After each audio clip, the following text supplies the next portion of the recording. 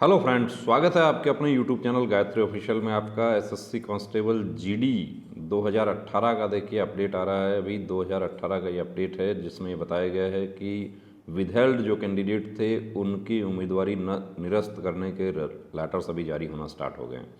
ये जो कैंडिडेट हैं इनका आप सब्जेक्ट देख लीजिए, एसएससी सिपाही जीडी भर्ती 2018 के संबंध में विषयांकित आपको यह सूचित किया जाता है कि वर्ष 2018 के दौरान एसएससी के द्वारा आयोजित की गई सिपाही जीडी की भर्ती में आप भर्ती केंद्र 50th BN ITBP post office sector 26 Panchkula district Panchkula Haryana pin में शामिल हुए थे। भर्ती प्रक्रिया के दौरान आपके signatures available on attendance sheet and left thumb impression available on admission certificate commissions copy and attendance sheet of CBE stage computer based examination are different and not matched with the specimen collected at the time of DVDME RME।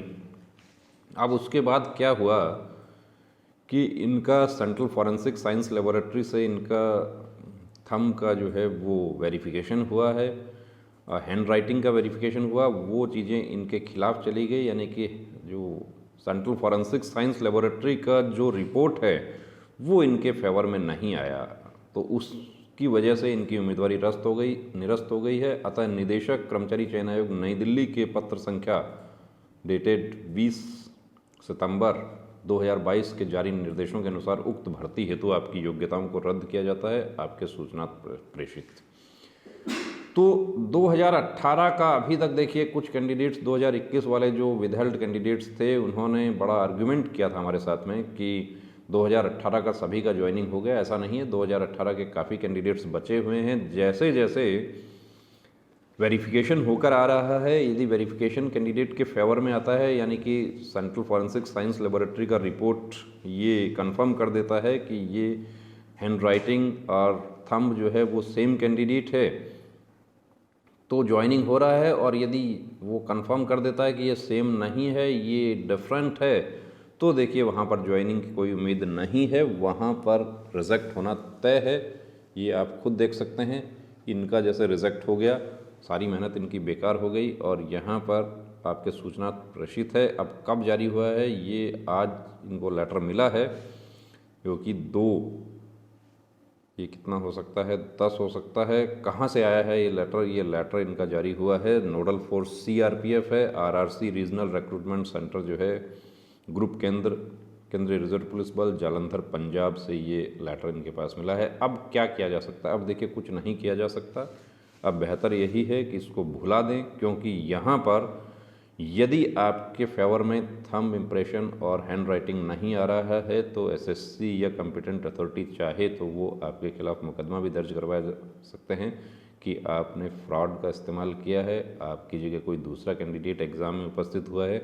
उस स्थिति में आप और ज़्यादा परेशानी में पड़ जाएंगे। तो अभी सिर्फ उम्मीदवारी रद्द की गई है, इतने से ही यदि आपका पीछा छूट रहा है तो बहुत अच्छी बात है। यदि यहाँ मुकदमा दर्ज हो जाता है तो आप के लिए और परेशानी खड़ी हो सकती है। तो बने रहिए दोस्तों चैनल के साथ, और जो हमारे जेन्युइन कैंडिडेट हैं उनको घबराने की ज़रूरत नहीं है।